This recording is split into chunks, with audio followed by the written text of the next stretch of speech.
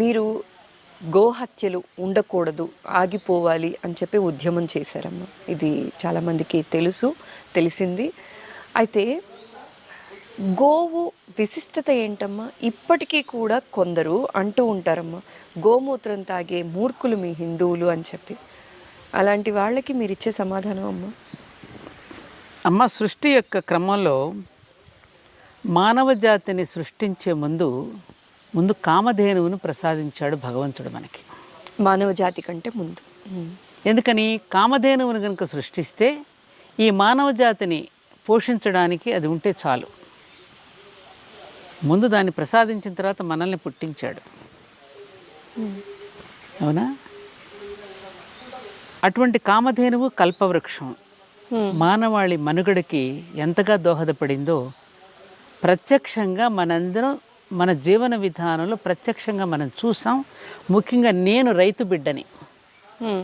మా నాన్నగారు 2 ఎకరాల నుండి 150 ఎకరాల ఆసామి కావడానికి కారణం కేవలం గోవు యొక్క సంతతి ద్వారానే అంతటి సంపదని సృష్టించుకోగలిగి పోషించుకోగలిగిన కుటుంబం. మా ఇంట్లో 150 ఆవులు ఉండేవి. 150 ఆవులమ్మ అప్పట్లో. గోధూళి అనేవాళ్ళు, గోధూళి వచ్చే వేళ అనేవాళ్ళు. అటువంటి గోవు యొక్క క్షీరం ఎంత ఆరోగ్యప్రదమైనదో మనందరికీ తెలుసు. దాని ద్వారా ఆయుర్వేదం వైద్యం చేసి అందరికీ ఆరోగ్యాన్ని ఇచ్చేవారు. తల్లి లేని పిల్లలకి ఆవు పాలు శ్రేష్టం అని చిన్నప్పుడు మనం చదువుకున్నాం. ఏమ్మా, ఆ గోవు నుంచి వచ్చేటటువంటి పంచగవ్యాలు ఏవైతే ఉన్నాయో శుభకార్యాలు తప్పకుండా అదే మనం వినియోగిస్తాం. ఆ గోవు పేడను ఇంటి ముందు చల్లడం ద్వారా మన ఇంట్లోకి వచ్చేటువంటి సూక్ష్మక్రిములను రానివ్వకుండా ఎలా కాపాడుతుందో, దానిలో నుంచి ఉత్పత్తమయ్యేటటువంటి గొప్ప ఆక్సిజన్ ఎంత గొప్పగా పనిచేస్తుందో సైంటిస్టులు కూడా రుజువు చేసి మనకి చూపించారు. ఆ పాలలో నుంచి బంగారాన్ని తీసి గుజరాత్లో ఆ గిరి గోవుల నుంచి తీసిన పాల నుంచి తయారు చేసినటువంటి ఇన్ని గ్రాముల బంగారాన్ని కూడా చూపించటం కూడా జరిగింది మనకి. అందుకని ఆవు కడుపులో అరసేరు బంగారం అనే సామెత ఉన్నది. అందుకని ఆడపిల్లలకి అత్తవారింటికి వెళ్ళేటప్పుడు మా అందరికీ కూడా తండ్రి తప్పకుండా గోవునిచ్చి పంపించేవారు. ఈ గోవు ఉంటే నీ సంపద పెరుగుతుందమ్మా అని. గోవు సంపదకి ప్రతిరూపం. చిన్నప్పుడు ఇసురురాళ్ళు పాడుకుంటూ పల్లెటూళ్ళల్లో, పెద్దన్నా నువ్వు ఒక చీర పెట్టన్నా, చిన్నన్నా నువ్వు ఒక డాబు నీయన్న అంటే గొడ్లాణం, నడిపన్నా నువ్వు ఒక డాబు నీయన్న, చిన్నన్నా నువ్వు ఒక పెయ్య నీయ్య అని పాడేవారు. ఓకే. మళ్ళీ ఇసురుకుంటూ మళ్ళీ ఏమని పాడే, పెద్దన్నా నువ్వు ఇచ్చినటువంటి చీర చిరిగుడ్డలాయే, నడిపన్నా నువ్వు ఇచ్చినటువంటి వడ్లాణం విరిగిపోయింది, చిన్నన్నా నువ్వు ఇచ్చిన పెయ్య కోడనీనింది, కోడనీని నాకు సంపద పెంచింది అని పాడుకునేవారు. చీర ఏమో చిరిగిపోయింది, వడ్లాణం విరిగిపోయింది, కానీ నువ్వు ఇచ్చిన పెయ్య వల్ల నాకు సంపద పెరిగింది అని పాడుకునేవారు. దాని నుంచి ఇప్పటికీ నాకు బాగా ప్రతి స్త్రీ ఇంట్లో కూడా ఆవాల డబ్బాలు ఒక చిన్న బ్యాంక్ ఉండేది. మా అమ్మలందరం మేము చూసాం. ప్రతిరోజు రైతుకి రోజు క్యాష్ ఉండదు, ఉద్యోగాలు కాదుగా, సంవత్సరానికి ఒకసారి పంట. ఈలోపు కూలీ నాలి చేసుకున్న వాళ్ళకి జీతాలు ఇవ్వాల్సి వచ్చేది. కూరగాయలు కొనుక్కోవాలంటే డబ్బులు కావాలి. వీటన్నిటిని ఎవరిచ్చేవారు మనకి? గోవులు ఇచ్చేవి. పాలు, ఈ పాలు పెరుగు అమ్మకానికి పెట్టి దాని నుంచి వచ్చే డబ్బులతోనే తల్లులు మా పిల్లలందరికీ చిన్న చిన్న పోగులు చేయించడం, ముక్కు పుడకలు చేయించడం, గొలుసులు చేయించడం, పెళ్ళిళ్ళు చేయించడం, బట్టలు కొంటే ఇవన్నీ కూడా గో సంతతి ద్వారానే పల్లెటూరులో ప్రతి ఇంటిలో ఇదే. ఆవాల డబ్బాలు అమ్మ దాచిపెట్టిన డబ్బు నాన్నకి ఎన్ని రకాలుగా ఆదుకున్నదో నేను ఎన్ని కథనాలు చెప్పను నీకు. అలా ప్రతి ఇంటిలో కూడా. అందుకని గోవుని శ్రీ మహాలక్ష్మిగా మనం పూజిస్తాం. అటువంటి గోవుకు ఇంకొక గొప్ప శక్తి ఉంది తెలుసా నీకు?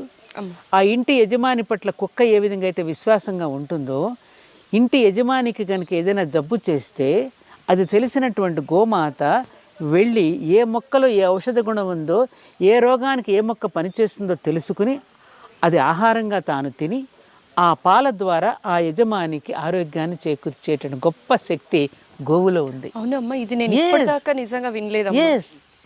ఎన్నున్నాయమ్మా మనకి. పైపైన చదివి పైపైన మాట్లాడతారు. యజమానికి అనారోగ్యం ఉంటే ఈ గోవు వెళ్ళి ఏ ఔషధ గుణం ఉన్న మొక్కని తింటే ఆ పాల ద్వారా ఆ ఔషధాన్ని ఇవ్వచ్చో అది వెళ్ళి తీసుకుంటది.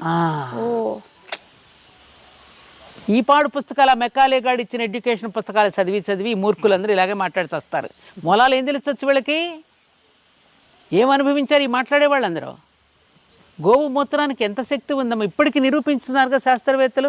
దానిని పిచికారీ చేసి మొక్కల మీద వెళితే మొత్తం అసలు ఈ ఆర్గానిక్ ఫార్మింగ్ చేసి ఈ గో ఆధారితటువంటి వ్యవసాయంలో ఎంత అద్భుతమైన పంటలు పండిస్తున్నారు, ఎంత సంపద సృష్టిస్తున్నారు, వాళ్ళు ఎంత డిమాండ్ ఉన్నది వాటికి. అసలు ఈ కలియుగంలో ఇటువంటి భావాలు రావటానికి కారణం కూడా గోవు వృషభాలే. ఎప్పుడైతే శ్రీకృష్ణ పరమాత్మ ఎప్పుడైతే ద్వాపర యుగంలో నిర్యాణం చెందాడో, ఈయన ఎప్పుడు పోతాడో ఎప్పుడు వద్దామా అని వచ్చాడు ఈ కలిపురుషుడు, ఈ దుర్మార్గపు లక్షణాలు కలిగిన వాడు. వచ్చి ఏం చేశాడు? రావడో ఆవుని వృషభాన్ని తన్నాడు కాలుతో. అక్కడ నుంచి ప్రారంభమైంది మనలో అవలక్షణాలు రావడం. గోవు అనేది భూమాతకు ప్రతీక, వృషభం అనేది ధర్మదేవత. ధర్మానికి ప్రతీక వృషభం అయితే అంటే ఎద్దు అయితే, భూమాతకు ప్రతీక గోవు. ఈ రెండింటిని తన్నాడు కదా. ఈ రెండింటిని తన్నినప్పుడే కదా పరీక్షిత్తు ప్రశ్నించాడు, ఎందుకు వచ్చావు నువ్వు ఇక్కడికి? నీలో ఉన్న అవలక్షణాలు, ఈ ఆర్యావర్తమైన పుణ్యభూమిని నీకు స్వాగతం పలకదు. నీలో ఉన్నవన్నీ అవలక్షణాలే. మనసులో ఒకటి పెట్టుకున్న పైకి మరోలా మాట్లాడతావు, సంప్రదాయాలను వదులుకుంటావు, అయిన దానికి కాని దానికి పోట్లాడుకుంటుంటారు, మోసగిస్తారు, సంపాదనలు దాచుకుంటారు, సంపాదనని దోచుకుంటారు. ఈ లక్షణాలన్నీ నీలో ఉన్నాయి కాబట్టి నువ్వు పొమ్మంటాడు, కానీ నిన్ను చంపనంటాడు. మరి పొమ్మంటున్నావు, చంపనంటున్నావు, ఎక్కడ దోమంటావు నన్ను? ఎక్కడైనా ఒక చోటు పోయమంటే ఇస్తాడు. అప్పుడు ఎక్కడ ప్రాణివధ జరుగుతుందో నువ్వు అక్కడ ఉండు, ఎక్కడ జోదం ఉంటుందో అక్కడ ఉండు, ఎక్కడ మద్యపానం సేవిస్తారో అక్కడ ఉండు, ఎక్కడ వ్యభిచారం ఉంటుందో అక్కడ ఉండు అని ఈ 4 చోట్లు ప్రసాదించాడు. అందులోకి వెళ్ళిన వాళ్ళు ఎలా చెడిపోతారో చూపించడానికి మళ్ళీ నిన్నే వాడుకుంటా నేను. తాగినవాడు ఎలా నాశనం అవుతాడో, జోదం వాడినవాడు ఎలా పతనమైపోతాడో, వ్యభిచరించిన వాడు ఎటువంటి రోగాలకు పాల్పడతాడో నిన్నే ఉదాహరణగా చూపించి మళ్ళీ జాతిని ఉద్ధరిస్తాను, ఈ 4 చోట్ల నువ్వు ఉండమన్నాడు. అవి అన్నీ పనికిరానివి కదయ్యా, ఇంకొకటి మంచిది, ఈయన బంగారంలో నువ్వు ఉండమన్నాడు. అప్పటికప్పుడు ఆయన కిరీటంలో కూడా కలిపురుషుడు వచ్చేసాడు, ఆయనలో కూడా అవలక్షణం వచ్చేసింది. తపస్సు చేసుకున్న మునిలో కూడా, ముని మెడలో కూడా బంగారంలో కూడా కలిపురుషుడు ఉంటాడు. బంగారం కలిపురుషుడు ఉంటాడుగా. ఆయన ధరించుకునేవన్నీ ఇనుము, కలిపురుషుడు ధరించుకునేవన్నీ కూడా ఇనుపు. అందుకని ఇనుమును మనం దూరంగా పెట్టేవాళ్ళం, చావిట్లో పెట్టేవాళ్ళం. ఏది గుణపాలు, పారలు, ఇనుపుకు సంబంధించిన పెట్టి చెక్క బీరువాలు, చెక్క కుర్చీలు, చెక్క అలమారాలు, పైన దూలాలతో ఇల్లు కట్టుకున్నాం. స్టీల్ ఎప్పుడైతే మన ఇంట్లోకి వచ్చిందో అప్పటి నుంచి కలి యొక్క ప్రభావం ఎక్కువైపోయి ఇలాంటి ప్రశ్నలే వేస్తుంటారు గోవుని గురించి. నువ్వు అడిగి అవి మూర్ఖులు మాట్లాడతారు. ఈ మూర్ఖత్వానికి కారణం కూడా ఇదే, ఈ కలి యొక్క దీని వల్లనే. సత్యం బోధపడదు వాళ్ళకి. సత్యం బోధించేవాడంటే వీడికి పగ కలిపురుషుడికి, అసత్యం ఆడేవాడంటే బాగా ఇష్టం వాడికి. దుర్మార్గులకే ఎప్పుడు కూడా చేయూతనిస్తాడు కలిపురుషుడు, సన్మార్గులకి ఇవ్వడు. అందుకని సన్మార్గులు బయటికి రారు. All eminent people are not prominent, all prominent people are not eminent. అర్థమైందా నీకు? అందుకని కలి ఎవరికి దోహదం చేస్తాడు? దుర్మార్గులకే దోహదం చేస్తాడు. సన్మార్గులకి ఎవరిస్తారు? ఎవరైతే ఈ కలికాలంలో నామస్మరణ చేస్తూ ఉంటారో, భగవంతుడిని జపిస్తూ ఉంటారో వాళ్ళ జోలికి కలిపురుషుడు రాడు. భగవన్నామ స్మరణ ఉండాలి. దేవాలయాలు దర్శించుకుంటూ భగవన్నామ స్మరణ చేసేవారి జోలికి కలిపురుషుడు రాడు. అందుకని కలి కల్మష నాశిని అమ్మవారు కూడా. ఆ కలిలో వచ్చే కల్మషాలన్నీ పోగొట్టాలి అంటే నామ సంకీర్తన, భజన జరగాలి. సింపుల్ మెథడ్ ఇచ్చేసారు మరి. కాబట్టి గోవు యొక్క ప్రాశస్త్యం ఇంత ఉన్నది. ఆ పంచగవ్యాలు లేనిది మనకి రాదు. అందులో నుంచి వచ్చే వెన్న, అందులో అది వదిలేటటువంటి పంచతం, మన ఆవు పేడ, వీటన్నింటిలో కూడా ఔషధ గుణాలు. వాళ్ళ ఆయుర్వేదంలో గోవు యొక్క ఈ పంచగవ్యాలు వాడుతూ ఎన్ని అద్భుతమైన ఔషధాలు తయారు చేస్తున్నారమ్మా. ఈ మధ్య నా దగ్గరికి ఒక ఆవిడ వచ్చింది. ఆవిడకి ఎవరో డాక్టర్ దగ్గరికి వెళితే, అమ్మ ఏమీ అక్కర్లేదు, గోవు యొక్క గోష్టంలో ఒక 40 రోజులు పడుకో, ఒక నులక మంచం వేసుకుని అని చెప్తే, ఆవిడ యొక్క గోవు యొక్క గోష్టంలో 40 రోజులు పడుకుని మళ్ళీ డాక్టర్ దగ్గరికి వెళితే, క్యాన్సర్ లేదు, ఏమీ లేదమ్మా, నువ్వు హాయిగా వెళ్ళిపోమని చెప్పాడని ఆవిడే వచ్చి చెప్పిన మాట. ఎంతమందికో దాని ద్వారా అర్కని ఒకటి తయారు చేస్తున్నారు. గోవు యొక్క మూత్రం నుంచి దాని ఆవిరితో తీసి అర్కని తయారు చేసి, దానివల్ల ఎంతమందికి వ్యాధులు నయమవుతున్నాయి. మొరార్జీ దేశాయ్ గారు తన మూత్రాన్ని తను సేవించేవాడే. అందుకని గోవు మూత్రంతో ఎన్నో ఔషధాలు తయారు చేసి గోవు మూత్రాన్ని సేవించడం ద్వారా ఎన్ని రోగాలు నివారితే సైన్సులు కూడా నిరూపించబడ్డాయమ్మా. దీని మీద మన రాజీవ్ దీక్షిత్ గారు కొన్ని గంటల ఉపన్యాసాలు చెప్పి నిరూపించారు ఆయన. కాబట్టి వాళ్ళు చెప్తూనే ఉంటారు, ఉపయోగించుకునే వాళ్ళు ఉపయోగించుకునే మూర్ఖులను వదిలేయాలి మనం. వాళ్ళని పట్టించుకుంటూ ఉంటే మన నరాలు వేడెక్కుతాయి, అనవసరం. ట్రాష్ క్యాన్లో పడేయాలి వాళ్ళని, అంతే కదా. ఇప్పుడు వాడుకునేవాడు ఉపయోగపడుతున్నాడు, నీకేమ్మాయి రోగం? ఈ గ్రహణాలలో భోజనాలప్పుడు అలాగే మాట్లాడుతుంటారు. అందులో ఎంత సైన్స్ ఉన్నది? చంద్రుడు మనఃకారకుడు. ఆ సమయంలో మరి సముద్రం ఎందుకంత ఉప్పొంగుతోంది? ఆ సముద్రంలో మనసు కారకుడైనటువంటి చంద్రుడు వచ్చేట కలకలం, ఆ సమయంలో వచ్చేటటువంటి దీని గురించి దానికి జాగ్రత్త పడమని కొన్ని సూచనలు, సైన్స్ పరంగా ఇచ్చిన సూచనలు అవన్నీ. ఆ టైంలో ఆహారం తింటే ఎందుకు జీర్ణం కాదు, అవన్నీ సైన్స్ నిరూపించింది అవన్నీ. కాబట్టి మనకు తోచినటువంటి చిన్న చిన్న మిడిమిడి జ్ఞానంతో మనం తేల్చేసి చెప్పడం కాదమ్మా. పెద్దలు ఆచరించి అనుసరించి మనకు చూపించిన నిదర్శనాలు చూపించినప్పుడు, శ్రీకృష్ణుడు భగవద్గీతలో చెప్పినట్టుగా అత్యధ ఆచరిత శ్రేష్ఠులు ప్రముఖులు ఆచరించినది మీరు ఆచరించండి చాలు అని చెప్పాడు. మీరు మళ్ళీ శాస్త్రాధ్యయనం చేయనక్కర్లేదు, పనిగట్టుకుని ఎందుకు వేడెక్కడం? చేసొచ్చినవాడు చూపిస్తున్నాడు కదా, చూసొచ్చినవాడు మనకు చెప్తున్నాడు కదా. అయోధ్య నేను వెళ్ళి చూసొచ్చి మీ అందరికీ చెప్పాను కదా, చెప్పారు ప్రత్యక్షంగా. పైగా మీరు కూడా ప్రత్యక్ష ప్రసారాలు చేస్తున్నారు కదా. అలాగే ప్రత్యక్షంగా చూసి వచ్చిన వాళ్ళు, దర్శించిన వాళ్ళు చెప్తున్నారు, ఆచరించి ఇండైరెక్ట్గా దాని ఫలితాన్ని పొందుతున్నాం కదా మనం. పరోక్షంగా ఎన్ని పొందుతున్నాం వీటి వల్ల మనం? అవి మనకు బయటికి కనపడతాయా? పరోక్షంగా పొందే ఫలితాలు బయటికి మనకు కనపడపోవచ్చు, అది అనుభూతి మనకు తెలుస్తుంది. మనకి ఎవరికి వాళ్ళకి అనుభూతి చెందుతారు. దాన్ని ఎలా నిరూపిస్తావు నువ్వు తినే రుచిని, నువ్వు అనుభవించే రుచిని ఇంకొకటి నిర్వచించగలడా? అది నీకే తెలుసు. మీరు చూడండి, మీరు రుచి చూడండి, మీకు తెలుస్తుంది అంటావు నువ్వు, అంతే. బాగుంది, నచ్చింది, ఈ రెండు తప్ప ఇంకేం చెప్పలేవు. నువ్వు ఎలా నిరూపిస్తావు? తెలుస్తుంది అంటే ఈ గాలిని నువ్వు చూడటం లేదు, లేనంత మాకు గాలి లేదా? వీస్తున్నప్పుడు స్పర్శ తెలుస్తోందిగా. ఏ తల్లి, ఇది కూడా అంతే. చాలా బాగా చెప్పారమ్మా. ఇవాళ ఎంతసేపు మాట్లాడినా ఇంకా ఇలా మాట్లాడుతూనే ఉండాలి అనిపిస్తుంది. దేవాలయం విశిష్టత గురించి, ధర్మపురి క్షేత్రం గురించి, ధర్మపురి క్షేత్రం ఎలా మొదలయ్యింది, ఇక్కడ మూలస్థానంలో ఉన్న అమ్మ విశిష్టత గురించి చాలా సవివరంగా చెప్పారు. ధ్యానం గురించి, మాస్టర్ ఈకే గారి గురించి మొదటిసారి మనసు విప్పి మాట్లాడారమ్మా. చాలా ముఖ్యంగా మాస్టర్ ఈకే గారి గురించి నువ్వు అడగడం నాకు చాలా నచ్చిందమ్మా. నిరంతరము మేము స్మరించుకునే మా గురువుని మీరు మళ్ళీ నాతో మాట్లాడించడం నాకు చాలా ఆనందాన్ని కలిగించింది. అలాగే ధర్మపురిలో జరిగిన వైవిధ్యమైన కార్యక్రమాలు ఎందుకు చేసాం, 108 దంపతులని ఇక్కడ ఎందుకు పిలిచాం, సౌత్ ఇండియా వైజ్గా మనం 5 రాష్ట్రాల నుంచి 1 కోటి వరికంకులతో ఇక్కడ పూజ చేసి అమ్మవారికి 5 రాష్ట్రాల రైతులు దంపతులను ఇక్కడ పిలిచాం, 108 మందిని. ఎందుకని? వారిద్దరూ పార్వతీ పరమేశ్వరులే, ఈ భూమి మీద నడయాడే పార్వతీ పరమేశ్వరులే రైతు దంపతులు. ఏమిటి సమన్వయం? ఆయన శ్మశానంలో ఉంటాడు, ఈయన పొలంలో ఉంటాడు. ఆయన బూడిద పూసుకుంటే ఈయన మన్ను పూసుకుంటున్నాడు, అవునా? ఆయన త్రిశూలం పట్టుకుంటే ఈయన హలం పట్టుకుంటున్నాడు.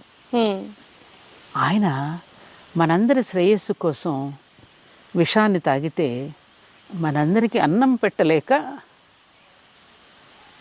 తాను విషం తాగుతున్నాడు రైతు. ఇద్దరు ఒకటి కాదా? ఆ రైతు భార్య పొయ్యి ముందు కూర్చుని గొట్టంతో ఊది ఊది ఊపిరితిత్తులు అలసిపోతూ ఉంటే పొలానికి అక్కడ పనిచేసే వాళ్ళకి అన్నం పంపించి పండి పంటని పొలాలతో పండి పంటని ఆదాయంతో కృషించిపోతూ ఉంటే అతను వెన్నుదన్నుగా ఉండి తన పుట్టింటి వాళ్ళు ఇచ్చిన నగలను కూడా తాకట్టు పెట్టి పసుపు తాడు కట్టుకుని మాంగళ్యం కట్టుకుని ఎంతోమంది రైతు కుటుంబం ఆదర్శన ఆ తల్లి పార్వతీ సమానురాలు కాదా చెప్పు?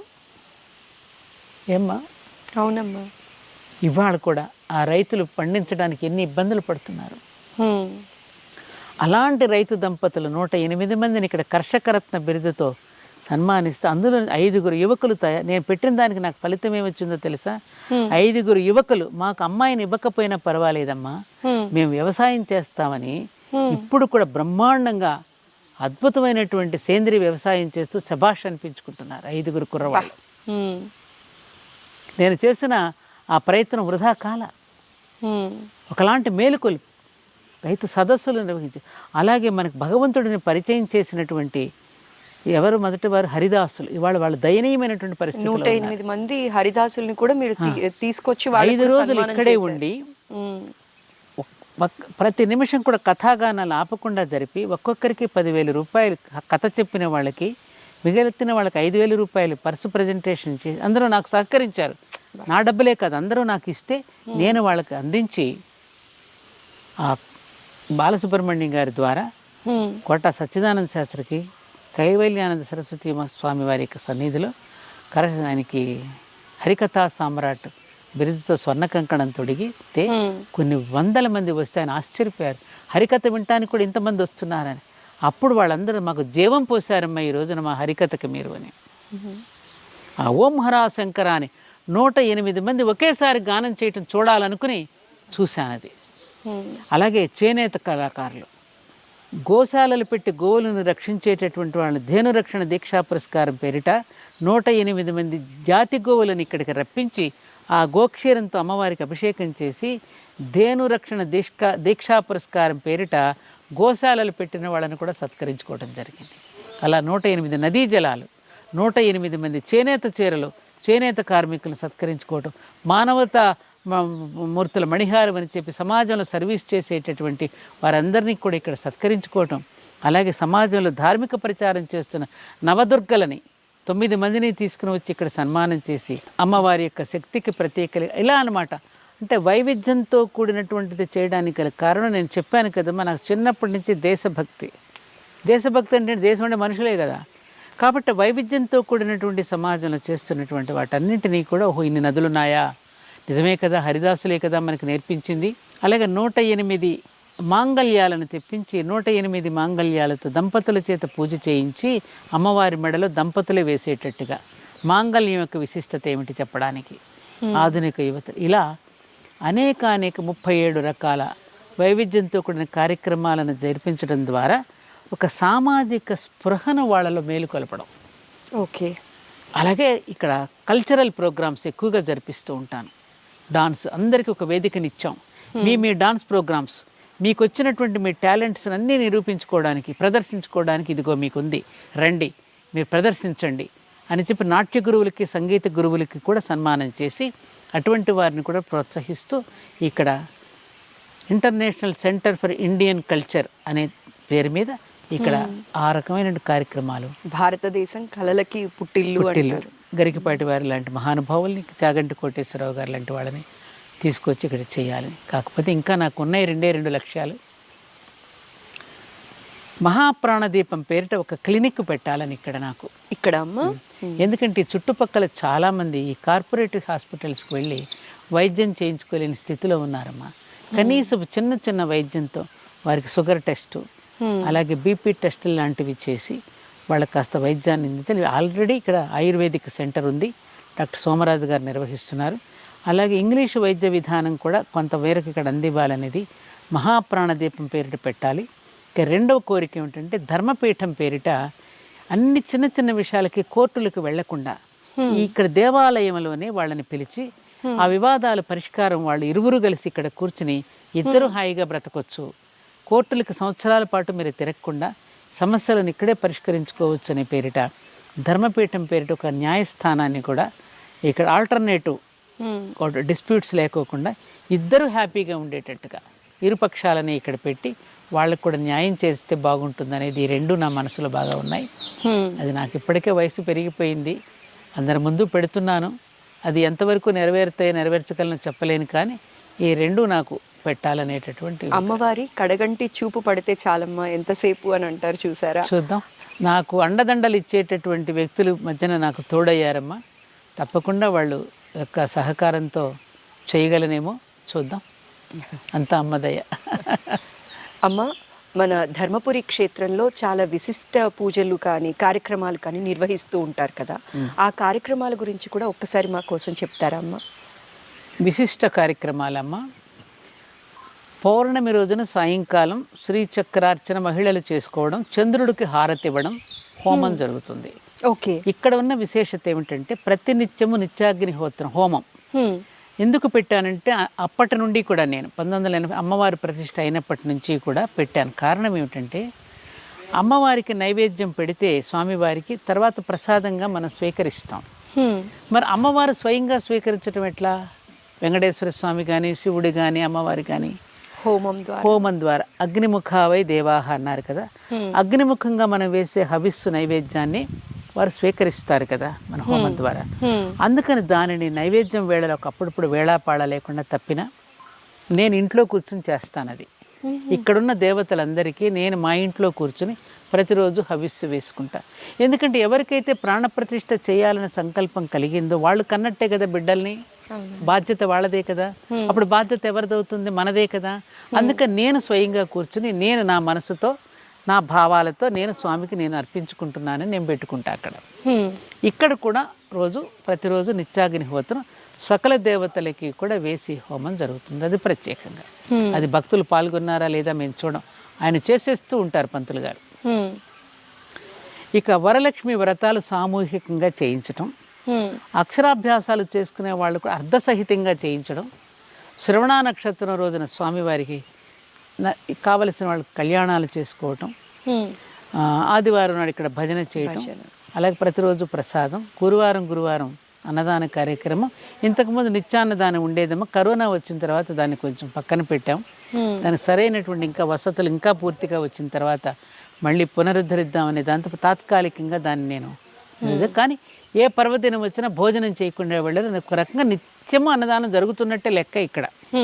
రోజు ఎంతోమంది, ఒక 20-30 మంది అని ప్రతిరోజు భోజనం చేసి వెళ్తారు ఇక్కడ. ఆ రకంగా కార్యక్రమాలు జరుగుతూ ఉన్నాయి. ఓకే. ప్రతి మంగళవారం మన విశ్వేశ్వర శర్మ గారు, ఇక్కడ ఉన్నటువంటి ప్రధాన పూజారి సత్యనారాయణ శర్మ గారు, వీళ్ళు సుబ్రహ్మణ్యేశ్వర స్వామికి చాలా విశేషంగా అభిషేకం పూజ చేయిస్తారు. అలాగే సంకటహర చతుర్దశి రోజున సాయంకాలం విఘ్నేశ్వరుడికి కూడా పూజ, అలాగే నందీశ్వరుడికి అభిషేక పూజలు చేయిస్తూ ఉంటారు. అది భక్తుల యొక్క కోరిక మేరకు పంతులు గారు చేయిస్తూ ఉంటారు. ఆ పూజలు కూడా జరుగుతూ ఉంటాయి. సో మామూలుగా ప్రతి గుడిలో ఏ విశిష్ట కార్యక్రమాలు అయితే జరుగుతాయో అవన్నీ జరుగుతూ ఉన్నాయి. యజ్ఞాలు అనేవి జరుగుతూ ఉన్నాయి, హోమాలు అవి చేస్తూ ఉన్నారు. వీటితో పాటుగా ప్రత్యేక కార్యక్రమాల్లో వసంత నవరాత్రులు, గణపతి నవరాత్రులు, దేవీ నవరాత్రులు కూడా జరుగుతాయి. వసంత పంచమి రోజున పిల్లలందరూ ఆధ్యాత్మిక గ్రంథాలను పల్లకీలో పెట్టుకుని ఊరేగింపుగా అమ్మవారి దగ్గరికి తీసుకువెళితే ఆ గ్రంథాన్ని నేను పరిచయం చేసి, మీరు చదివే ఈ పాఠ్య పుస్తకాలలో జీవితానికి సంబంధించిన ఉండవు, అది మీ జీవనానికి ఉపయోగపడితే ఈ జీవితానికి కావలసిన అంశాలు ఇందులో ఉంటాయిరా, ఈ పుస్తకాలు కూడా మీరు చదవండి అనే సందేశంతో వసంత పంచమి రోజున పుస్తకాలతో రథయాత్ర కూడా జరుగుతుంది. ఓకే. ఒకటని ఏం చెప్పను, బోలెడు ఉన్నాయి. కొన్ని గుర్తు వస్తున్నాయి, కొన్ని గుర్తు రావట్లా. అమ్మ, ఈరోజు మీ విలువైన సమయాన్ని మా ఐడ్రీమ్ ప్రేక్షకుల కోసం కేటాయించి ధర్మపురి క్షేత్ర విశిష్టత గురించి, ఇక్కడ కొలువై ఉన్న అమ్మవారి గురించి, శివపార్వతుల గురించి ఎన్ని నేర్చుకున్నామో, ఎన్ని తెలుసుకున్నామో, అలానే మాస్టర్ ఈకే గారి గురించి, ధ్యానం గురించి ఇలా చెప్తూ ఉంటే ఎంత చెప్పినా వినాలి అనిపించే అంతలా చెప్పినందుకు మరోసారి ప్రత్యేక ధన్యవాదాలమ్మా. నమస్కారం. నమస్కారం తల్లి.